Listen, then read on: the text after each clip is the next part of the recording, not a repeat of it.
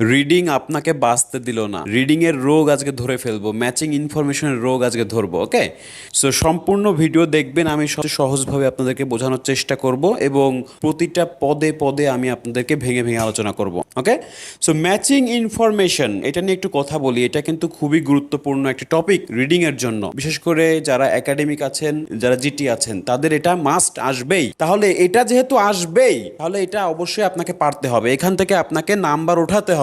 অনেক সময় কিন্তু দুইটা প্যাসেজে এটা দিয়ে দেয়। ওকে, তো ম্যাচিং ইনফরমেশন এবং লিস্ট অফ হেডিংস প্রায় মনে করেন যে কাছাকাছি। আপনি যদি এটা বুঝতে পারেন, আপনি লিস্ট অফ হেডিংসও ধরতে পারবেন। ওকে, তাহলে কতটা গুরুত্বপূর্ণ ক্লাস আজকে দিতে চলেছি, আপনি একটু মনোযোগ দিয়ে আসলে দেখবেন। ওকে, টানবেন না ভিডিওটি, এবং ভালো লাগলে অবশ্যই কমেন্ট করবেন। আচ্ছা, তার আগে আমি আরো কিছু কথা বলি। যেহেতু এখানে 4টা পার্ট আপনাকে সলভ করতে হচ্ছে, আসলেই কিন্তু একটা ব্যাপার। এখানে কিন্তু আপনি যে 4টা পার্ট নিয়ে কাজ করছেন বা এইগুলো মাথায় রাখছেন, লিসেনিং, স্পিকিং, রাইটিং, রিডিং, তাহলে এটা কিন্তু 4টা খানি কথা না। ওকে, তাহলে এই যে এই বিষয়গুলো আপনাকে কি করতে হবে, কাউন্ট করতে হবে। ভালো করতে গেলে আপনাকে প্রত্যেকটা মডিউলই ভালো করতে হবে। ওকে, আলোচনা করি যে ম্যাচিং ইনফরমেশন আসলে কিভাবে আমরা সলভ করতে পারি। সো টিপস এন্ড ট্রিক্স আমরা আগে দেখব, তারপর আমরা প্যাসেজটা প্র্যাকটিক্যালি সলভ করব। ওকে, তো দেখেন, 1 নাম্বার হচ্ছে প্রথমে ইনফরমেশন থেকে কিওয়ার্ড সিলেক্ট করব। 1 নাম্বার কাজ কি, ইনফরমেশন থেকে আমাদেরকে কিওয়ার্ড সিলেক্ট করতে হবে। কিওয়ার্ড হলো মূল ওয়ার্ড, যেটার উপর ভিত্তি করে আপনি অ্যান্সারটা দিবেন। ওকে, আচ্ছা, এটা আমি দেখাবো আপনাকে। এরপর 2 নাম্বারটা হচ্ছে প্রথম ইনফরমেশনটা কখনো প্রথম প্যারাগ্রাফ হবে না। এটা মনে রাখবেন যে প্রথম যে ইনফরমেশন, মনে করেন যে আপনার একটা প্যাসেজ আছে, ইনফরমেশন প্রথম একটা যে ইনফরমেশনটা দেওয়া থাকলো, ওটা আপনি প্রথম প্যারাগ্রাফ বা প্যারাগ্রাফ এ এর জন্য কখনো সিলেক্ট করবেন না। আচ্ছা, আমি একটু দেখাই আপনাদেরকে, তাহলে বুঝতে পারবেন হয়তো। যেমন এই যে এ এ বি সি ডি এভাবে ভাগ ভাগ করে কিছু প্যারা দেওয়া আছে, তাই না? তো প্রথম প্যারাগ্রাফ হলো আমাদের এ নাম্বারটা। তাহলে এই প্যারাটার জন্য আপনি কখনোই 14 নাম্বারের যেই তথ্যটা আছে এটার সঙ্গে ম্যাচ করার চেষ্টা করবেন না। ওকে, কারণ এটা হবে না, আপনি জানেন যে এটা হবে না, তাহলে কেন আপনি সময় নষ্ট করবেন? আচ্ছা, তাহলে 2 নাম্বারটা মনে রাখবে যে প্রথম ইনফরমেশনটা কখনোই প্রথম প্যারাগ্রাফ হবে না। এরপরে দেখেন যে সব সময় কিওয়ার্ডের সিনোনিম মেলাতে হবে। আপনি সব সময় খেয়াল করবেন যে আমাকে কিওয়ার্ড যেটা আমি সিলেক্ট করেছি তার সিনোনিম বা তার কোনো ইঙ্গিত আপনাকে রিলেট করতে হবে। এখন অনেকে ভয় পান যে আমার ভোকাবুলারি লেভেল কম। আপনি কিন্তু সব ভোকাবুলারি মোটামুটি অনেকেই জানেন বা অনেক কিছু জানেন, কিন্তু রিলেট করতে পারেন না, বিধায় মনে হয় যে ভোকাবুলারিতে আপনি কাঁচা, কিন্তু আপনি অনেক কিছুই কিন্তু জানেন অলরেডি। ঠিক আছে, আচ্ছা, এরপরে দেখেন যে 4 নাম্বার দেখেন, হুবহু শব্দ থাকলে ফাঁদে পা দিব না। কি বলেছি? হুবহু শব্দ থাকলে ফাঁদে পা দিব না। এটা কিন্তু একটা ট্র্যাপ। তারা চেষ্টা করে ওইভাবেই আপনাকে প্রশ্নটা তৈরি করার জন্য, যে যাতে করে আপনি ফাঁদে পাড়া দেন। কিন্তু আপনি তো শেয়ানা কম না, বা আমিও তো চালাক কম না যে আমি এই ফাঁদে পড়বো। ওকে, সো এই বিষয়টা সবসময় মনে রাখবেন যে হুবহু শব্দ মিলিয়ে আমাকে দিতে হবে না বা দেওয়া যাবে না। আচ্ছা, এরপরে দেখেন 5 নাম্বারটা কি আছে, এক বচন বহু বচন খেয়াল করব। তো অনেক সময় থাকবে যে আমি একটু দেখাই, এটা প্র্যাকটিক্যালি একটু দেখাই আপনাকে, এক বচন বহু বচনটা কি। যেমন দেখেন এখানে বলছে যে 17 নম্বরে দেখেন রিজনস, মানে এই যে এস আছে, তার মানে কি এটা একাধিক কারণ দেখাবে। এক্সাম্পলস মানে কি একাধিক উদাহরণ দেখাবে। কিসের? অ্যানিমলস এর। দেখেন এখানে মলস বলছে, অ্যানিমল না। শুধু অ্যানিমল বললে একটা অ্যানিমল হতো, অফ অ্যান অ্যানিমল যদি বলতো তাহলে একটি অ্যানিমল হতো, কিন্তু অ্যানিমলস যেহেতু বলছে তাহলে অবশ্যই একাধিক অ্যানিমলের কিছু একাধিক উদাহরণ দেখাবে।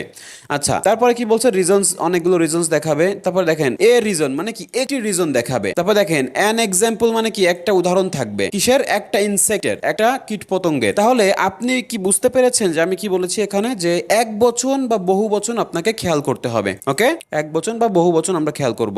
আচ্ছা, 6 নাম্বারটা দেখেন, এটা খুবই, আমি এটা কেন রেখেছি আলাদা করে, একটা ওয়ার্ডকে কেন আমি রিফার করছি, কারণ অনেক অনেক প্যাসেজে এই চ্যালেঞ্জ এই শব্দটা আসে। এটা আপনি লিস্ট অফ হেডিংস এর ক্ষেত্রেও বলেন, ম্যাচিং ইনফরমেশন বলেন, বা সেন্টেন্স এন্ডিং এও বলেন, সবকিছুতে আসলে এই ওয়ার্ডটা অনেক সময় দেওয়া থাকে। এই ওয়ার্ডটা কি? এটা হলো চ্যালেঞ্জ। এই চ্যালেঞ্জ নামের এই ওয়ার্ডটা যদি থাকে, আপনি যেই প্যারাতে এর সিনোনিম দেখবেন সেটা নিয়ে আপনি একটু ভাববেন। ওকে, যদি 2টা প্যারাতে থাকে 2টা প্যারা নিয়েই ভাববেন, বাট এই 2টা প্যারা নিয়েই ভাববেন। ওকে, চ্যালেঞ্জ মানেই হচ্ছে হার্ড, টাফ, ডিফিকাল্ট, প্রবলেমেটিক। আচ্ছা, এটা হলো প্রবলেমেটিক, এটা একসঙ্গে হবে। এটা হলো প্রবলেমেটিক আর ট্রিকি। আরো কিছু হয়তো ওয়ার্ড থাকতে পারে, সেগুলো আমি দিইনি, বাট চ্যালেঞ্জের একটা সিনোনিম থাকবে। বেশিরভাগই হলো আপনার হার্ড, ডিফিকাল্ট, টাফ এগুলো থাকবে। থাকে, প্রবলেমেটিক এগুলো থাকে। আচ্ছা, তাহলে চ্যালেঞ্জ নামের এই অল্টারনেটিভ, অথবা আপনি চ্যালেঞ্জ না, আপনার ডিফিকাল্ট থাকলো, ডিফিকাল্টের অল্টারনেটিভ আপনি হার্ড অথবা চ্যালেঞ্জ দিয়ে দিলেন, মানে আপনি শুধু সিনোনিমটা মেলাবেন। ওকে, আচ্ছা, এখন আমরা সরাসরি দেখেন, একটু ভিডিওটা বড় হতে পারে, বাট ধৈর্য ধরেন, কাজে দিবে, কারণ অনেক জায়গায় তো অনেক সময় নষ্ট করেছেন। ঠিক আছে, এটা নিয়ে একটু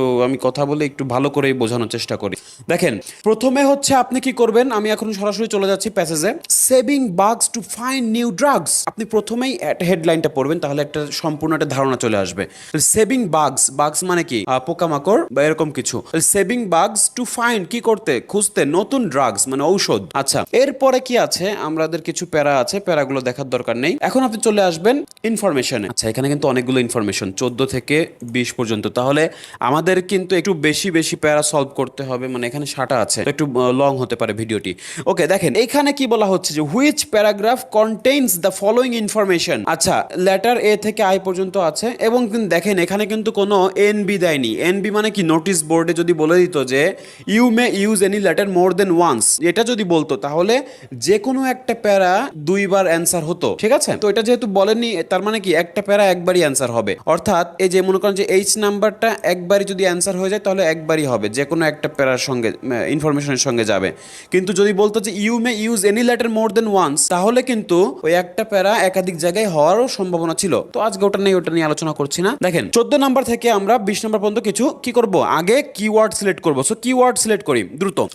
মেনশন করা হয়েছে of factors driving a renewed interest in natural medicinal compounds. তাহলে মেনশন করা হয়েছে অফ ফ্যাক্টরস, কিসের, ড্রাইভিং এ, তার মানে ড্রাইভিং এ রিনয়েড, এই কথাটা কিন্তু গুরুত্বপূর্ণ। ঠিক আছে, তাহলে আমি এটা দাগাচ্ছি, ড্রাইভিং এ রিনয়েড ইন্টারেস্ট। আচ্ছা, এটাও দাগাই, রিনয়েড ইন্টারেস্ট একই কথা। তাহলে এটা আমি নিয়ে নিচ্ছি আমার কিওয়ার্ড হিসেবে। তো ড্রাইভিং মানে কি, প্রচালিত করে, মানে ত্বরান্বিত করে বা নিয়ে যায়, ড্রাইভিং। ওকে, তো নতুন একটা ইন্টারেস্ট।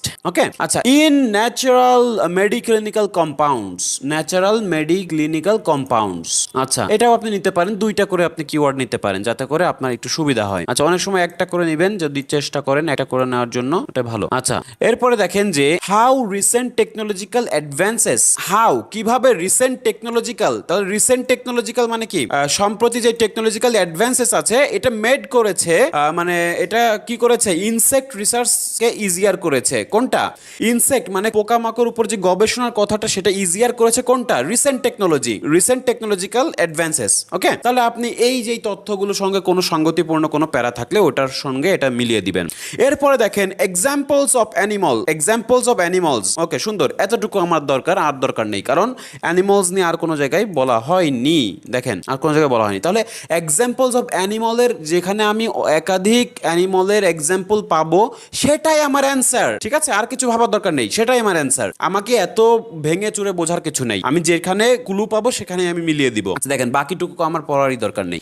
এরপরে দেখেন যে রিজনস ওয়াই, কারণগুলো, কেন এটা চ্যালেঞ্জিং। দেখেন, চ্যালেঞ্জিং এর একটা ওয়ার্ড আমি কিন্তু অলরেডি দিয়েছিলাম, এটা প্রায় হরহামেশা একটা দেয়া থাকে, এই জন্য আমি কিন্তু এটা আপনাকে বলেছি যে চ্যালেঞ্জিং এর কোনো রিলেটেড ওয়ার্ড সিনোনিম পেলেই আপনি ওটা মিলিয়ে দিবেন। আচ্ছা, আর কিছু আমি বোঝাচ্ছি না।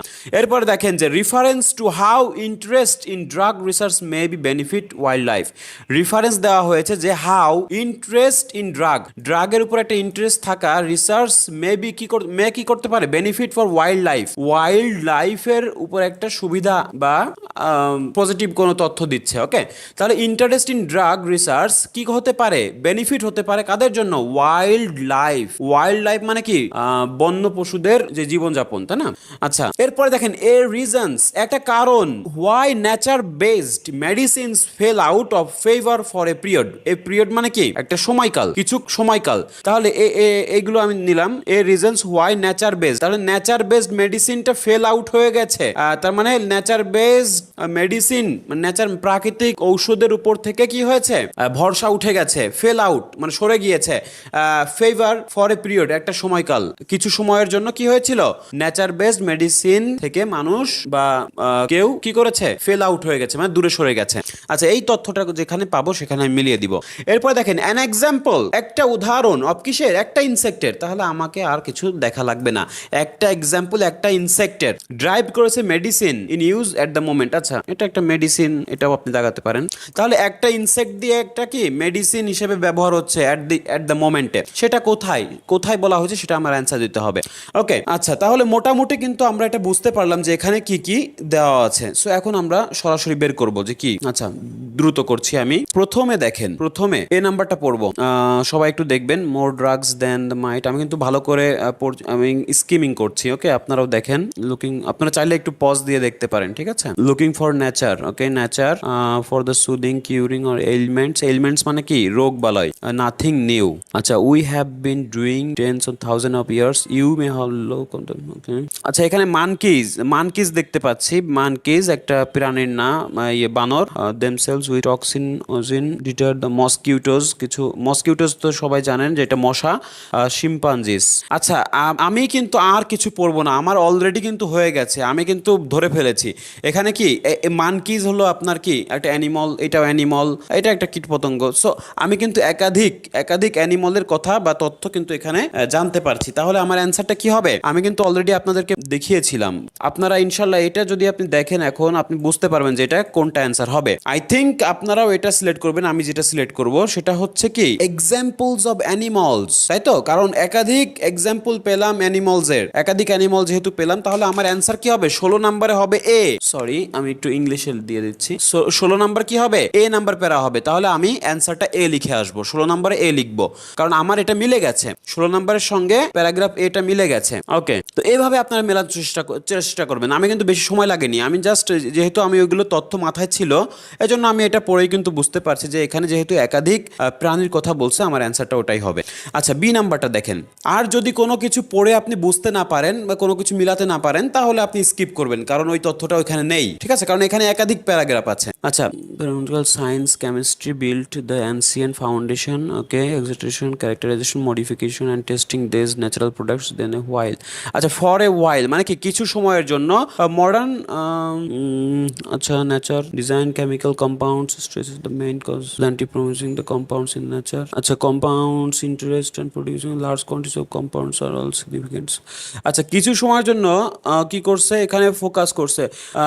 প্যারামেকিউটিক্যাল সায়েন্স কি করছে? মুভড ইটস ফোকাস মুভ করেছে অ্যাওয়ে ফ্রম দ্য নেচার। তাহলে নেচার থেকে ফোকাসটা তারা সরিয়ে নিয়ে গেছে, তাই না? তাহলে ফর এ হোয়াইল কিছু সময়ের জন্য, তাহলে এই কথাটা দেখেন তো কোনটার সঙ্গে ম্যাচ করে, এটার সঙ্গে কোনটা ম্যাচ করে। আমি যদি একটু আপনার পজ দিয়ে দেখেন কোনটা ম্যাচ করে, এবং আপনি এক একটা করে বাদ দেন যে এটা হবে না, এটা হবে না, যেটা ম্যাচ করে সবচেয়ে কাছাকাছি যায় সেটাই আপনি দিবেন, ওকে? তাহলে দেখেন এখানে অবশ্যই কিন্তু আপনারা 19 নাম্বারটা সিলেক্ট করবেন, যে এর reason why nature based medicine fell out of favour for a period. For a period মানে কি? ফর এ হোয়াইল মানে কিছু সময়ের জন্য, ফর এ পিরিয়ড একই কথা। এখন nature based medicine fell out হয়েছে অফ ফেভার কিছু সময়ের জন্য, তার মানে একই কথা কিন্তু এখানে বলছে যে ফর এ হোয়াইল আমি মডার্ন সায়েন্সটাই ধরছি, মডার্ন সায়েন্সটা মুভ করেছে ইটস ফোকাস। এর ফোকাসটা কোথা থেকে সরিয়ে গেছে?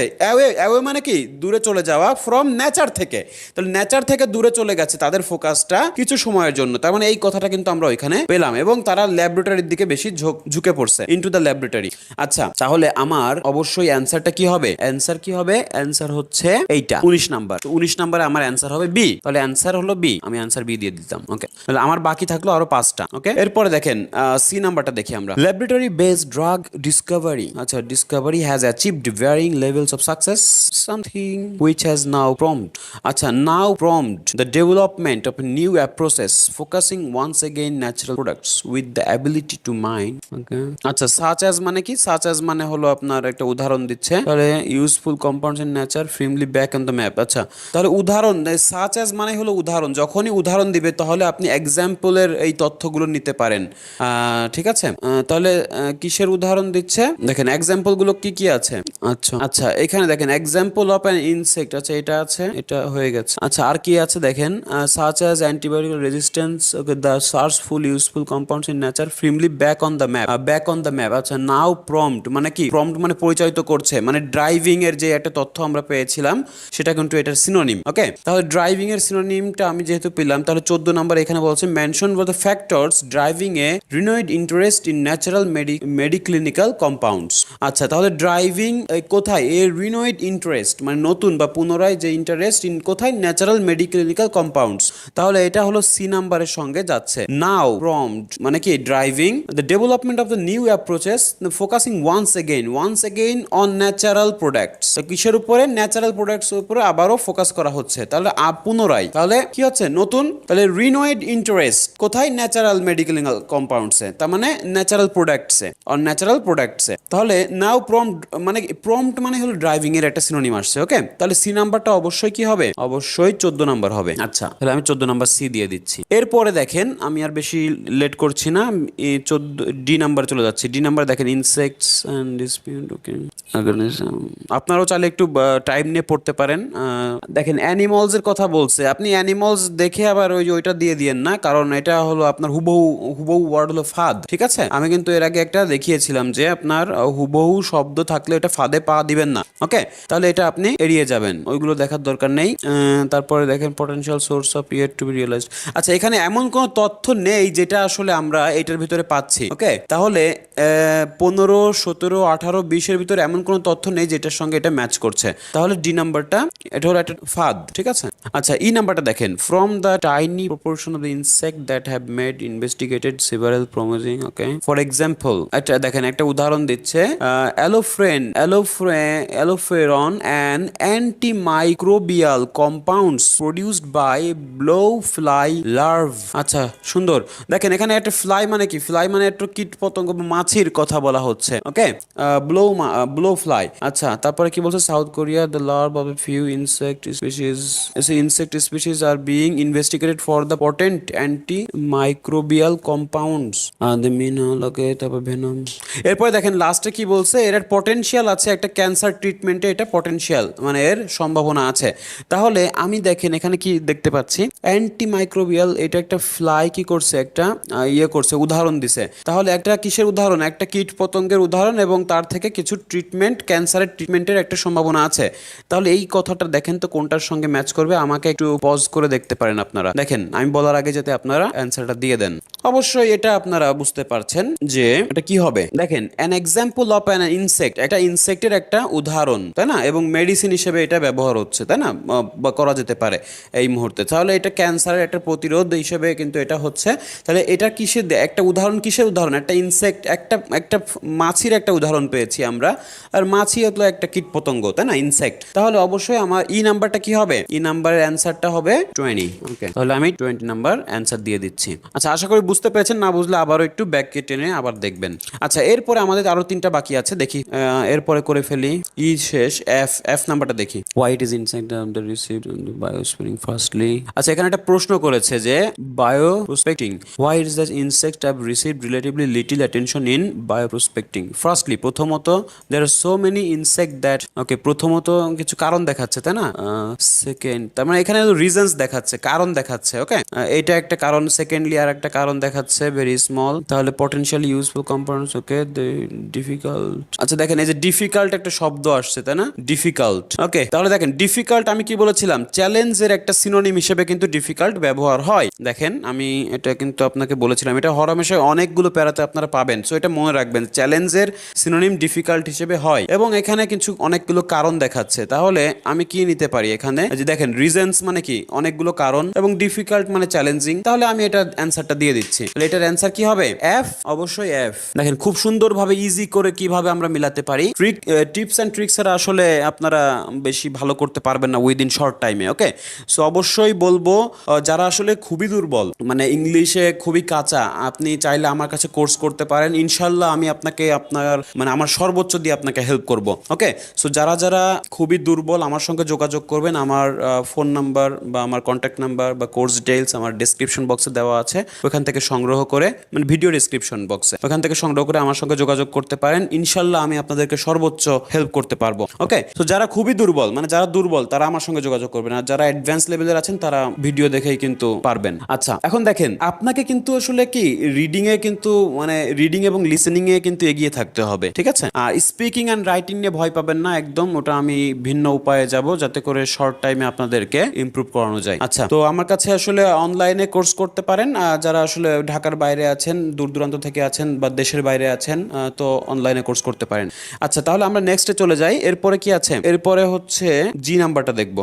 মাই কলিগস, আচ্ছা কলিগ নিয়ে কিছু কথা বলা হচ্ছে। The creature, okay, the powerful person, okay. তারপরে আচ্ছা দেখেন চ্যালেঞ্জড এর কথা বলছে। এখন চ্যালেঞ্জিং, চ্যালেঞ্জড এইগুলো দেখে কিন্তু সিনোনিম হুবহু ওয়ার্ড, এটা আবার দিয়ে দিয়েন না, ঠিক আছে? এটা কিন্তু ফাদ। এই চ্যালেঞ্জড এর কথা যে বলছে এটা কিন্তু আপনাকে যে মনে হতে পারে যে চ্যালেঞ্জিং এর কথা তো এখানে পাচ্ছি, তাহলে এটা দিয়ে দিই না। এটা আমি কি বলছি, আমি বলছি যে হুবহু হুবহু যদি আপনি শব্দ পান এটা হলো ফাদ, এই ফাদে পাড়া দিবেন না, এটা হবে না। আচ্ছা এরপরে দেখেন, তার মানে দেখেন এখানে এমন কোন তথ্য আমরা এখানে পাচ্ছি না যে আসলে ওটার সঙ্গে ম্যাচ করে, কারণ আমাদের আর মাত্র দুইটা তথ্য আছে। আচ্ছা এইচ নাম্বার দেখেন, এইচ নাম্বার দেখেন, solve the problem associated with the obtaining useful compounds insect fortunately now possible. আচ্ছা ফরচুনেটলি কি এটা পসিবল, ইনসেক্টস ডিএনএ এর কথা বলা হচ্ছে।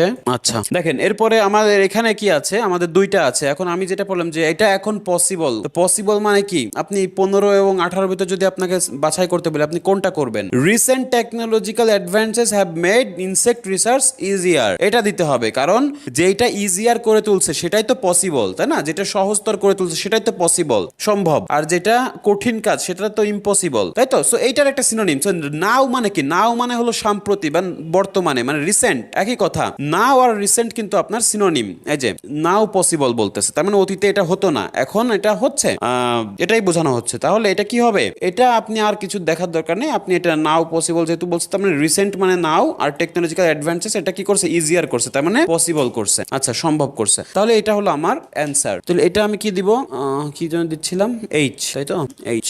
আচ্ছা আর বাকিটা আপনি আই দিয়ে দেন, সমস্যা নাই, এটা আই দিয়ে দেন। তারপরেও আপনি এটা একটু দেখেন যে কিভাবে দিবেন।